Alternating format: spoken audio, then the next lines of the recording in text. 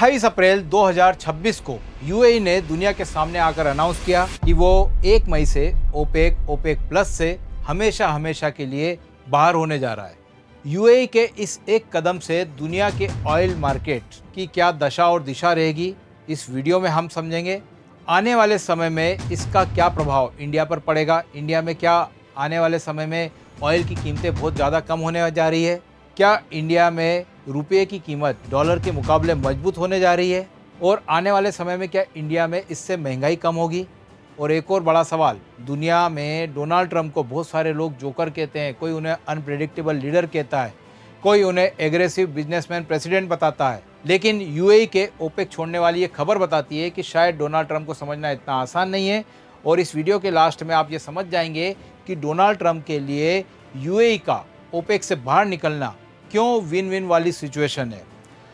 एक और बात है कि यूएई ने ये जो फैसला लिया है ओपेक से बाहर निकलने का, वो ऐसे समय में लिया है जब ईरान यूएस की वॉर से पूरी दुनिया त्रस्त है। हार्मुज स्ट्रेट कभी बंद कभी चालू का सीन चल रहा है, और हार्मुज स्ट्रेट के कारण ग्लोबल ऑयल मार्केट पर भी संकट के बादल छाए हुए हैं। यहाँ पर क्रूड ऑयल कभी $120 के ऊपर निकल जाती है कीमत, कभी $100 के नीचे आ जाती है, और उसके कारण पूरे दुनिया भर के स्टॉक एक्सचेंज गोते खा रहे हैं। उस बीच यूएई ओपेक से बाहर निकल रहा है, तो क्यों निकल रहा है, इस स्टोरी को हम प्रॉपर तरीके से step by step her concept को समझते हुए समझेंगे, और अंत में ये भी समझेंगे कि भारत के लिए इसके क्या मायने होंगे। सबसे पहले हम स्टार्ट करते हैं बेसिक से। हम समझेंगे सबसे पहले कि ओपेक मतलब organisation of petroleum exporting countries क्या है। देखिए, इस ऑर्गेनाइजेशन की स्थापना की बात करें तो 1960 में इराक के बगदाद में 5 देशों ने इसकी स्थापना करी थी, जिसमें mainly Iran, Iraq, Kuwait, Saudi Arab और वेनेजुएला शामिल थे। इन 5 देशों ने इस संगठन की स्थापना करी थी, और शुरुआत के 5 सालों में इसका जो हेडक्वार्टर हुआ करता था वो स्विट्ज़रलैंड का जेनेवा हुआ करता था, लेकिन फिर बाद में 1965 में इसे ऑफिशियली शिफ्ट कर दिया गया वियना, ऑस्ट्रिया में। अब इस संगठन का मेन मकसद क्या था? इस संगठन का मेन मकसद ये था कि तेल की कीमतों को रेगुलेट करना। अब तेल की कीमतें रेगुलेट कैसे होगी? वो होगी डिमांड सप्लाई को रेगुलेट कर लेंगे तो ऑटोमेटिक तेल की कीमतें भी रेगुलेट हो जाएगी। कि तेल की कीमतें जब बढ़ानी है तो प्रोडक्शन कम कर लेंगे, जिससे डिमांड बढ़ जाएगी। तेल की कीमतें घटानी है तो इसका मतलब प्रोडक्शन बढ़ा देंगे तो ऑटोमेटिक सप्लाई बढ़ जाएगी, तो कीमतें कम हो जाएगी। ये बेसिक कंसेप्ट था। अब यहाँ पर एक चीज़ और आपको समझना है कि आखिरकार इस संगठन की स्थापना 1960 में क्यों हुई। तो इसका थोड़ा सा 1960 के पहले का पार्ट भी आपको समझना होगा कि 1960 के पहले ये हो रहा था। 1960 के पहले पश्चिम की मल्टीनेशनल बड़ी बड़ी कंपनियां, 7 बड़ी बड़ी कंपनियां थी जिन्हें 7 सिस्टर्स के नाम से जाना जाता था। उन 7 सिस्टर में एक टेक्साको थी, एक बीपी थी, एक शेल थी, एक स्टैंडर्ड ऑयल ऑफ कैलिफोर्निया थी। ये वो कंपनियां थी जो कि तेल की कीमतों को अंतर्राष्ट्रीय रूप से रेगुलेट करती थी। अब सवाल ये हो रहा था कि तेल प्रोड्यूस तो हो रहा है मिडिल ईस्ट की धरती से, खाड़ी देशों में से प्रोड्यूस हो रहा है, ज़मीन इनकी, तेल इनका, लेकिन कीमतों को रेगुलेट कौन कर रहा है? पश्चिम की कंपनियां। तो उसके जवाब में इन्होंने इस ओपेक की नींव रखी कि भैया तेल हमारा है तो कीमतें भी हम रेगुलेट करेंगे। तो पहला कंसेप्ट तो आप ये समझ गए कि ओपेक की स्थापना का मेन कंसेप्ट था अमेरिका और अमेरिका की मल्टीनेशनल कंपनियों का अपोज करना। क्लियर? मैं आपको आगे ले जाऊंगा जब डोनाल्ड ट्रंप की विन विन वाली सिचुएशन, या डोनाल्ड ट्रंप क्यों चिढ़ते हैं, या उसके पहले के राष्ट्रपति क्यों ओपेक से चिढ़ते रहे हैं अमेरिका के, उसका भी कंसेप्ट आपको यहाँ पे समझ में आ जाएगा। क्लियर? तो यहाँ पर ये समझ में आ गया। अब इसमें जैसे जैसे आगे बढ़ते गए, टाइम निकलता गया, कई और देश भी इसमें जुड़ते गए, कई अफ्रीकन देश जुड़े इसमें, गिनी, गेबॉन, अंगोला जैसे देश भी जुड़े। यहाँ अंगोला 2024 में बाहर हो गया इससे ऑफिशियली, तो कई सारे देश इसमें जुड़ते गए। 1967 में यहाँ पर एंट्री होती है इस ग्रुप में यूएई की, जो अभी बाहर हो रहा है। क्लियर? वर्तमान में अगर हम देखें तो आज की तारीख में इसमें 12 मेंबर हैं, और कल से मतलब 1 मई से 12 की जगह कितने हो जाएंगे? 11 हो जाएंगे ओपेक में। अब ये जो इसमें यहाँ पे 13 मेंबर लिखा है, लेकिन 13वां मेंबर जो था अंगोला, वो 2024 में इस ग्रुप से बाहर निकल गया था। क्लियर? तो ये तो आप मेंबरशिप समझ गए। और अगर हम ऑयल प्रोडक्शन की बात करें, यानी कि ऑयल प्रोडक्शन वर्ल्ड का अगर हम देखें, तो उसमें ग्लोबल ऑयल प्रोडक्शन का ये 40% इस ग्रुप के द्वारा कंट्रोल होता है। क्लियर? अब यहाँ पर एक चीज़ तो हमने स्थापना देख ली थी कि 7 सिस्टर के अपोज में हुई थी। यहाँ पर एक और चीज़ देखना चाहिए आपको कि 2016 में इसमें ओपेक प्लस नाम का एक और संगठन जुड़ता है। 10 देश जो गैर ओपेक तेल उत्पादक देश थे, यानी कि ऐसे तेल उत्पादक देश जो कि ओपेक का हिस्सा नहीं थे, वो 10 देश इस ओपेक के साथ में जुड़ जाते हैं। मतलब कि इस कार्टेल में दूसरे देश भी आके जुड़ जाते हैं। अब ये ओपेक प्लस जो देश थे 10, उनको लीड कर रहा था रशिया। अब यहाँ पर एक और इंटरेस्टिंग बात है कि ये 2016 में जो एक्सपांसन हुआ वो क्यों हुआ? वो इसलिए हुआ क्योंकि उस समय यूएसए शेल ऑयल के प्रोडक्शन को बहुत तेज़ी से बढ़ा रहा था। अब शेल ऑयल के प्रोडक्शन को तेज़ी से बढ़ाने के कारण क्या हो रहा था? दुनिया भर में ऑयल की कीमतें गिर रही थी। आपको मालूम होगा कि 2014 से क्रूड ऑयल की कीमतें बहुत समय तक निचले स्तर पर रही थी, है ना। उसमें एक नरेंद्र मोदी जी ने एक बहुत अच्छा भाषण दिया था दिल्ली में। आपको मालूम होगा कि मेरे नसीब से यह तेल की कीमतें कम हो रही है। तो उस समय तेल की कीमतें कम होने का जो मेन प्लेयर था वो था यूएसए, क्योंकि उसने शेल ऑयल का प्रोडक्शन बढ़ा दिया था। तो उस समय भी 2016 में इस चीज़ को देखते हुए कि आगे आने वाले समय में ये बहुत बड़ा खतरा हो सकता है, तो 2016 में ओपेक ने इसमें विस्तार किया। क्लियर? अब यहाँ तो ये आप समझ गए इसकी पूरी पॉलिटिक्स कि ओपेक क्यों बना, इसका एक्सपांसन क्यों हुआ। ठीक है, अब आते हैं आगे वाले हिस्से पे। मैंने यहाँ बोला कि ओपेक क्या है? एक कार्टेल ऑर्गेनाइजेशन है। कार्टेल को हम ऐसे समझते हैं कि एग्जाम्पल के तहत आप मान लो कि आपके मोहल्ले में 10 दूध वाले हैं। अब दूध वाले हैं और सब दूध वालों को बोल दिया जाए कि सब अपनी मर्जी से जितना चाहे दूध बेच सकते हैं। अब सभी अपने मर्जी से जितना चाहे दूध बेचेंगे, तो कोई 20 लीटर का प्रोडक्शन कर रहा है, कोई 50 लीटर का प्रोडक्शन कर रहा है। तो इनके प्रोडक्शन के कारण, सभी मन चाहे बेचने के कारण क्या होगा? मार्केट में कंपटीशन बढ़ेगा, सब अपने अपने रेट कम रखेंगे और फाइनली इससे ग्राहकों को फ़ायदा मिलेगा। लेकिन कहीं ना कहीं ये दूध उत्पादकों को इसका नुकसान होगा। क्लियर? ये बिना कार्टेल वाली स्थिति है, जब सब मन चाहे अपने हिसाब से बेच रहे हैं। लेकिन अब ये सोचते हैं कि दूध वाले सब मिलके क्या करते हैं कि हम एक ग्रुप बनाते हैं, एक एसोसिएशन बनाते हैं और एसोसिएशन बनाकर ये डिसीजन लेते हैं कि अब से हम केवल 100 लीटर दूध ही मार्केट में रिलीज़ करेंगे।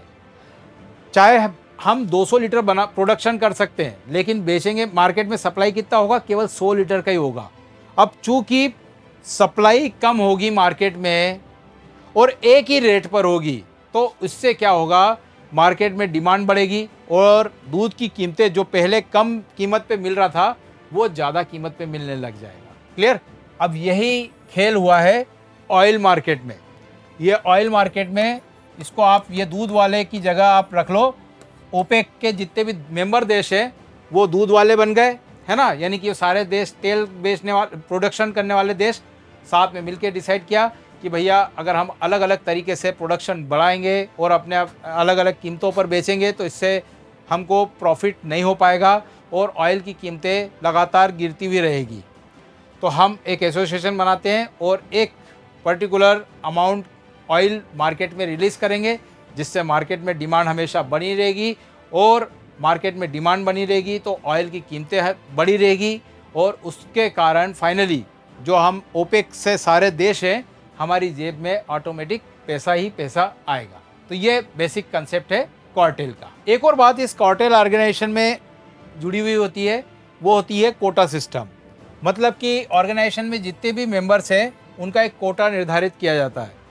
आपके पास खुद की कैपेसिटी कितनी भी हो, लेकिन आप पर्टिकुलर अमाउंट का ही ऑयल या दूध रिलीज़ कर पाओगे मार्केट में। क्लियर? तो ये भी एक छटपटाने की चीज़ होती है। जो भी मेंबर्स जुड़े हुए होते हैं, जिनके पास अगर प्रोडक्शन कैपेसिटी अपनी बढ़ जाती है, तो फिर वो ऐसा सोचने लग जाते हैं कि हम जल्दी से जल्दी इस ऑर्गेनाइजेशन से बाहर निकले और अपनी कैपेसिटी का फुल यूज़ कर सके। और यूएई भी जो बाहर निकल रहा है ओपेक से, उसके पीछे एक ये वजह भी थी। हालांकि इसके अलावा और भी वजह है जो हम आगे समझेंगे। देखिए, यूएई की बात करें अगर हम, तो वो ओपेक से 1967 में जुड़ा। इसकी जर्नी में देखें तो 1971 में एक बड़ा माइलस्टोन था जब इसने Abu Dhabi national oil company की स्थापना करी। Abu Dhabi national oil company दुनिया की बड़ी ऑयल कंपनियों में शुमार होती है और दुनिया के ऑयल मार्केट में इसका एक बहुत बड़ा दबदबा है। ओपेक कंट्रियों में अगर हम बात करें तो एक और बात थी कि यूएई तीसरा सबसे बड़ा प्रोड्यूसर था ऑयल का। क्लियर?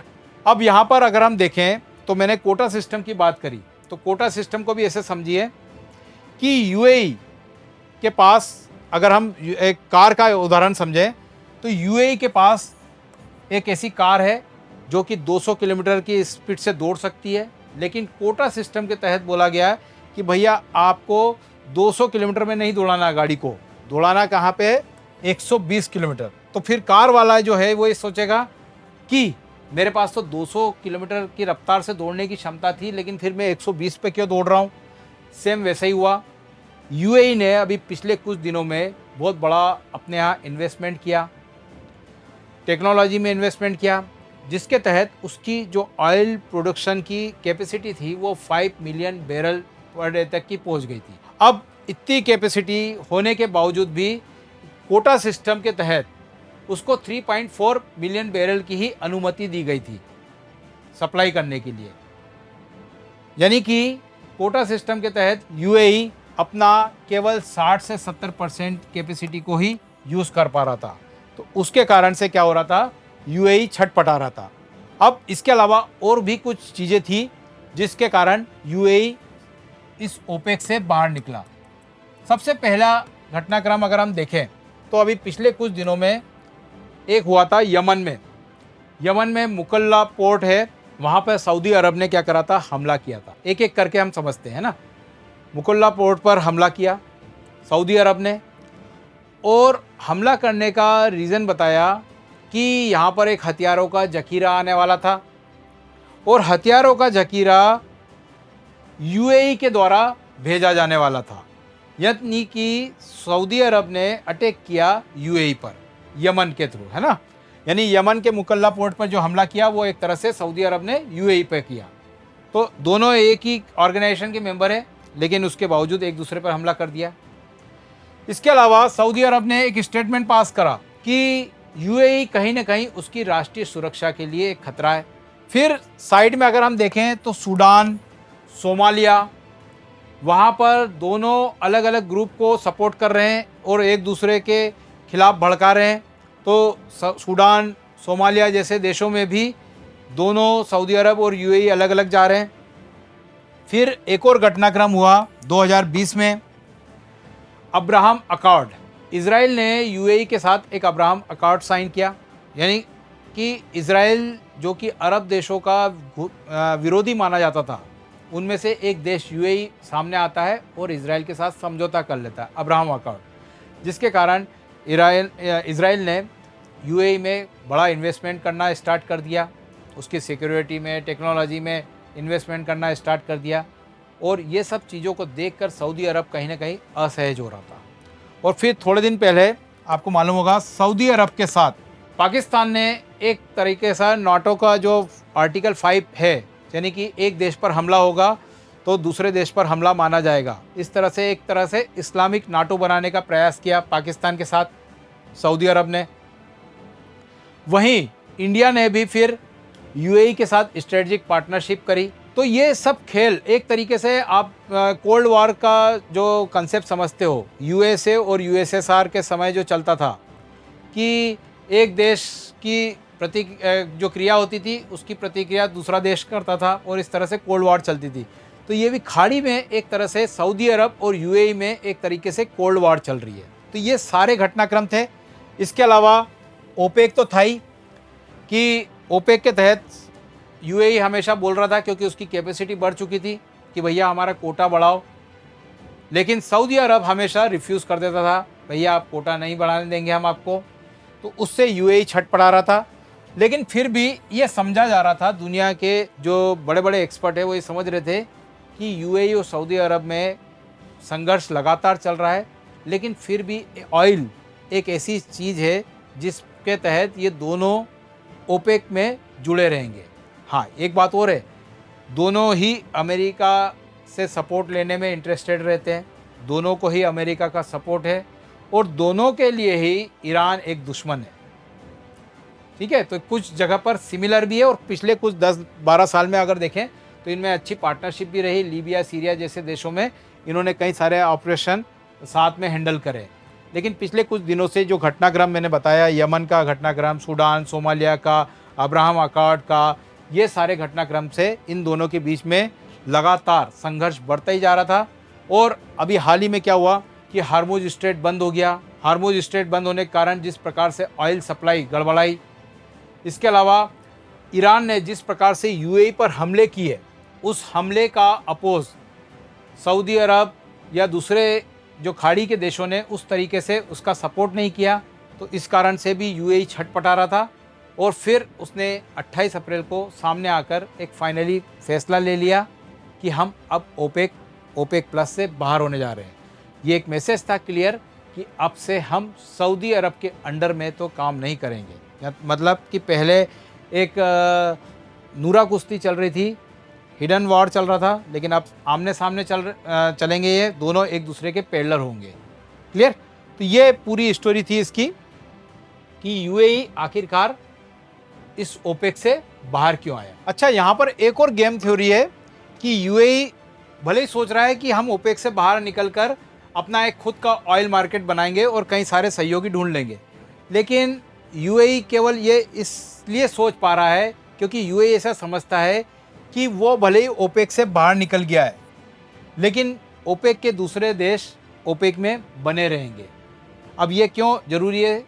देखिए, अगर ओपेक में जो 11 कंट्रीज़ है वो अगर मेंटेन रहती है तो वो अपने कोटा सिस्टम के तहत ही ऑयल का प्रोडक्शन करते रहेंगे और एक तरह से जो ऑयल की डिमांड सप्लाई थी वो एक तरीके से मेंटेन रहेगी। तो उसका फ़ायदा कहीं ना कहीं यूएई को होगा, क्योंकि यूएई अपनी कैपेसिटी के अनुसार ज़्यादा माल बाहर बेच पाएगा। लेकिन अगर मान लीजिए कि इन देशों में से मैक्सिमम देश अगर ओपेक छोड़ दें या ओपेक पूरी तरह से ख़त्म हो जाए तो फिर क्या होगा? फिर ये होगा कि सब देश, मैंने बताया था कार्टेल की पहले वाली स्थिति, यानी कि सब देश अपने अपने हिसाब से ऑयल मार्केट में बेचने लगेंगे, जिसके कारण क्या होगा कि ऑयल की कीमतें क्या होगी, कम होने लग जाएगी। और यही अमेरिका चाहता है, क्योंकि अमेरिका का मेन मतलब ये था कि जो मेन विरोध है ओपेक से वो इसी बात पर है कि ओपेक कहीं ना कहीं जानबूझकर ऑयल की कीमतों को ऊंचा रखता है। लेकिन ओपेक टूटने से क्या होगा, ऑयल की कीमतें नीचे आ जाएगी। यूएई जो ऑयल की कीमतों पर पैसा कमाने के लिए बाहर निकला है तो उसके लिए घाटे का सौदा हो जाएगा। मतलब यह है कि यूएई ऐसा सोच के चल रहा है कि कहीं ना कहीं मैं तो निकल गया हूँ, लेकिन बाकी के देश इस ऑर्गेनाइजेशन में हमेशा बने रहेंगे, तो उस स्थिति में यूएई को ज़रूर फ़ायदा होगा। इसके अलावा यूएई ने जो बाहर निकलने का फैसला लिया है वो एक और सीन को ध्यान में रख के लिया है कि अभी हाल में क्या हुआ, ईरान यूएस वार के समय में हार्मुज स्ट्रेट बंद हो गया, जिसके कारण जितने भी अरब देशों की जो सप्लाई ऑयल की होती थी वो कहीं ना कहीं प्रभावित हो गई। अब यूएई के पास अगर हम देखें तो एक पाइपलाइन है, ये पाइपलाइन ऑयल की पाइपलाइन सीधे जाती है फुजेरा पोर्ट पर, और ये फुजेरा पोर्ट ओमान की खाड़ी पर स्थित है। तो यूएई का ऐसा सोचना है कि हम हमारे ऑयल की सप्लाई इस फुजेरा पोर्ट तक पहुंचा देंगे, और फुजेरा पोर्ट ओमान की खाड़ी पर है और ये सीधे अरब सागर से कनेक्टेड है। तो इसका मतलब ये है कि हार्मुज स्ट्रेट कभी भविष्य में फिर ईरान यूएस का कुछ भी लफड़ा हो तो बंद भी हो जाए तो भी उससे उसको कोई फ़र्क नहीं पड़ेगा। लेकिन चूंकि अभी ओपेक से जुड़ा हुआ है तो उसके कारण उसको कई सारी चीज़ों पे कंप्रोमाइज़ करना पड़ रहा है। तो यहाँ कई सारे फ़ायदे यूएई ने देखे हैं, लेकिन उसमें एक क्वेश्चन मार्क मैंने बताया है कि ये तभी सक्सेसफुल होगा जब ओपेक के दूसरे देश ओपेक से बाहर नहीं निकले या ओपेक टूटे नहीं। तब यूएई अपने मकसद में कामयाब हो जाएगा। अब ये समझते हैं कि यूएई के इस फैसले से इंडिया को क्या प्रभाव पड़ेगा, इंडिया को क्या फ़र्क पड़ने वाला है इससे। तो देखिए, इंडिया अपना 85% क्रूड ऑयल विदेशों से मंगवाता है, मतलब कि इंपोर्ट करते हैं हम। और इंपोर्ट करने के लिए आपको मालूम है, इंपोर्ट रुपया में नहीं होता है बल्कि किस में होता है, डॉलर में होता है। अब डॉलर में होने के कारण क्या होता है कि अगर हम ज़्यादा हमारा इंपोर्ट बिल बढ़ेगा तो उसके कारण क्या होता है, फिर रुपया डॉलर की कीमत में फ्लक्चुएशन होता है। और जैसे जैसे इंपोर्ट बढ़ते जाएगा वैसे वैसे रुपया क्या हो जाएगा, हमारा कमज़ोर होता जाएगा। लेकिन अगर हमको ऑयल सस्ता मिलने लग जाएगा तो कहीं ना कहीं हमारा इंपोर्ट बिल कम होगा। और इंपोर्ट बिल अगर हमारा कम होगा, आयात का बिल कम होगा, ज़्यादा यानी कम पैसा देना पड़ेगा, तो उसके कारण हमारा करंट अकाउंट डेफिशिएट, चालू खाता घाटा भी क्या होगा, कम होगा। और उसके कारण क्या होगा, हमारा रुपया मजबूत होगा, जो आज की तारीख में 95 तक आ गया है वो कम होना चालू हो जाएगा। अब इसके कारण क्या होगा, एक और चीज़, आपका ऑयल डीजल ये आपको सस्ते मिलेंगे, ये एक और चीज़ है। इंपोर्ट बिल और रुपये का तो प्रभाव समझ लिया, लेकिन ऑयल डीजल कम होने से उस पर डिपेंडेंट कई सारी चीज़ें, ट्रक बस, इनका खर्चा कम हो जाएगा। और एक तरीके से ये एक कैस्केडिंग इफ़ेक्ट होगा कि एक का प्रभाव कई सारे प्रभाव को अपने में शामिल कर लेगा। तो कहीं ना कहीं इसके कारण हमारी लाइफ स्टाइल का जो खर्चा है, यानी कि महंगाई दर, खाद्य महंगाई दर हो गई या अदर जो महंगाई दर होती है, वो सारी कहीं ना कहीं इस एक एक्शन से आगे भविष्य में आकर कंट्रोल में हो सकती है। और इसलिए भी कंट्रोल में होगी क्योंकि अभी पास्ट में अगर हम देखें तो यूएई के साथ हमने जिस तरह से संबंध अपने बढ़ाए हैं, स्ट्रॉन्ग करे हैं, तो उसका फ़ायदा हमारे लिए मिल सकता है आगे आने वाले समय में। तो ये था हमारा पूरा टॉपिक। आशा करता हूँ आपको ये वीडियो अच्छा लगा होगा। अगर अच्छा लगा है तो प्लीज़ इसे लाइक करिए, अपने दोस्तों में शेयर करिए। और इसी तरह के अन्य वीडियो को देखने के लिए हमारे चैनल को प्लीज़ सब्सक्राइब करिए। Thank you.